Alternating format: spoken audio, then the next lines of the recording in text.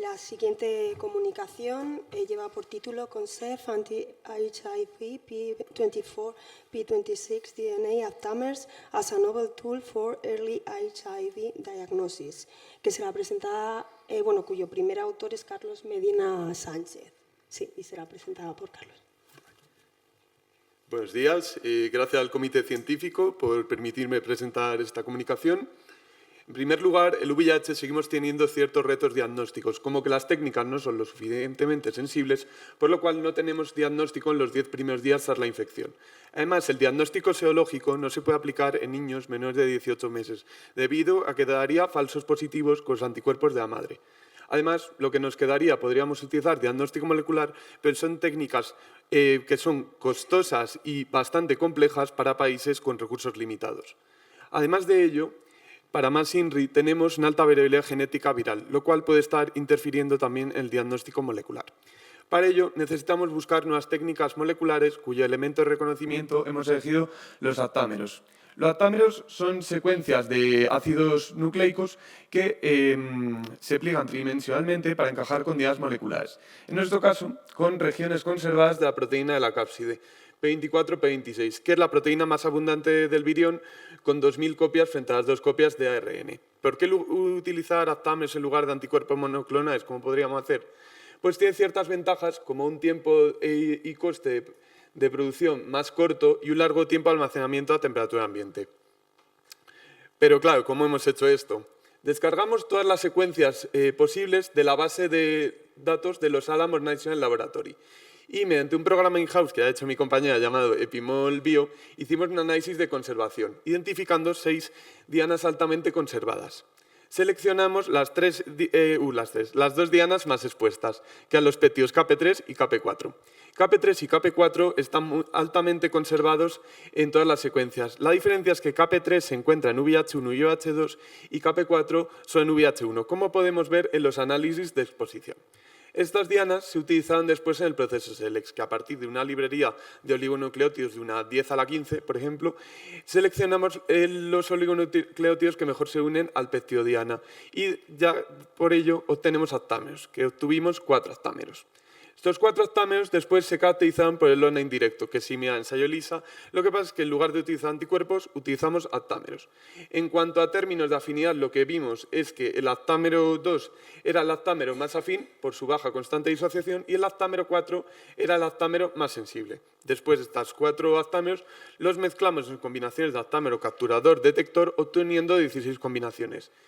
De estas 16 combinaciones, 10 sean capaces de reconocer efectivamente P24, 6 sean capaces de reconocer hasta 50 nanogramos y estas 3 sean las que más diferencia significativa tenían frente al control, que eran AZ1 como capturador y AZ3 como detector, AZ2 como capturador y AZ3 como detector, y AZ3 como capturador y AZ1 como detector. Pero bien, ¿qué vamos a hacer después con estas combinaciones? Sí, hemos detectado la proteína, pero queremos ver si puede reconocer el VIH de verdad. Para ello utilizamos 6 variantes de cultivo viral de las 6 principales variantes pandémicas del grupo M. Vimos que las 3 combinaciones eran capaces de reconocer todos los sobrenadantes. Y estas 6 variantes abarcaban el 88,7% de los 41 millones de infecciones a nivel global. Además, la mejor combinación era C7, es decir, utilizar AZ2 como capturador y AZ4 como detector. Esta combinación después vimos si podía detectar sueros o plasmas.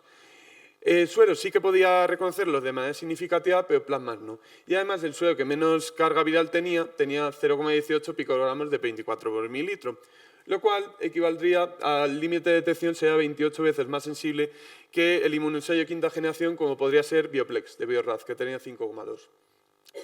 Pero claro, podía detectar en suero, pero no en plasma. ¿Por qué?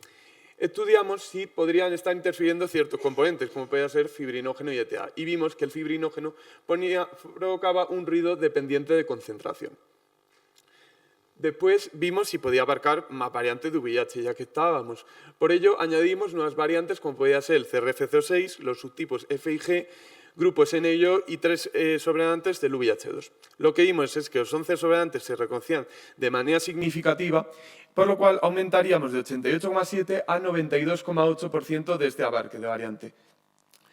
Después vimos si podía reconocer el VIH, pero no sabíamos si iba a reconocer otras cosas.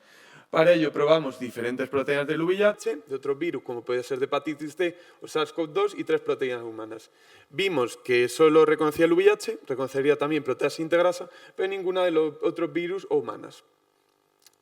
Por último, vimos si podía reconocer muestras de otros virus VIH negativos pero infectados por otros virus. Vimos que influenza A, hepatitis C o RSV no se reconocían, pero SARS-CoV-2 sí, pero tenía una baja diferencia de absorbancia, lo cual podríamos resolver en un futuro aplicando un cutoff. Así que las conclusiones de este estudio eran que este trabajo selecciona y caracteriza los primeros aptámeros que se dirigen a regiones conservadas y pueden detectar el 92,8% de las variantes de los millones de infecciones de VIH. Además, el límite de detección era de 3,65 logaritmo de copias por mililitro, lo cual equivale a 0,18 picogramos de P24, lo cual mejora sustancialmente los inmunoensayos de quinta generación.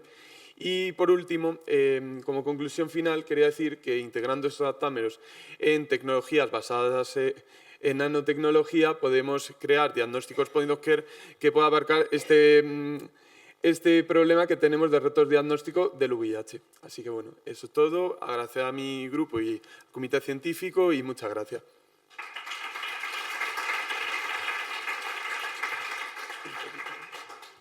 Muchas gracias por la presentación. ¿Hay alguna pregunta en la sala?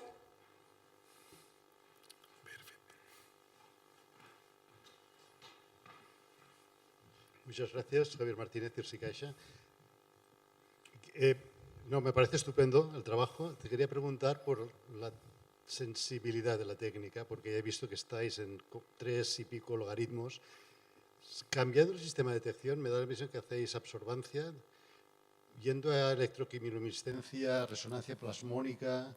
No, lo que tenemos pensado para, por ejemplo, lo que es mi trabajo de tesis, que ya pongo ya que estoy en la última diapo. No sé, bueno. Vale, sí. Lo que tenemos pensado es una clase de fluorescencia llamada fluorescencia inversa, upconversion, que solo lo hacen unas nanopartículas especiales que están formadas por lantánidos. Y de esa manera hemos visto que lo que tienen de límite de detección es un poco femtomolar, por lo cual aumentaría todavía más la sensibilidad, que es lo que nos interesa, y además evitamos falsos positivos, ya que esta fluorescencia inversa es un poco extraña, ya que solo lo pueden provocar los lantánidos, que serían, a ver qué pongo en láser, sería este círculo que vemos, que es el core de la nanopartícula, está formado por esos elementos. Y claro, al ser los únicos elementos de la tabla periódica, al poder hacerlo, solo van a generar esa fluorescencia. Por lo cual nos evitamos casos de autofluorescencia, falsos positivos, etcétera. ¿Y cómo se lee? Se vería se ve con dispositivo comercial ahora mismo, que es un poco carete, pero estamos con un grupo de colaboración para crear un prototipo chiquitito para hacer un diagnóstico point of care. Lo que hace el aparato es, primero, emite un láser de infrarrojo, ya las nanopartículas, los lantánidos, provocan este efecto y emite un rayo de luz de unos 545 nanómetros que ya capta el aparatito y te lo cuantifica en señal. Muchas gracias. A ti. Bueno, yo quería preguntarte, porque encontrasteis una mínima reacción cruzada con muestras SARS-CoV-2. SARS-CoV-2, sí. Eso es. ¿Cuántas muestras analizasteis o tenéis pensado profundizar en esto o cómo resolverlo?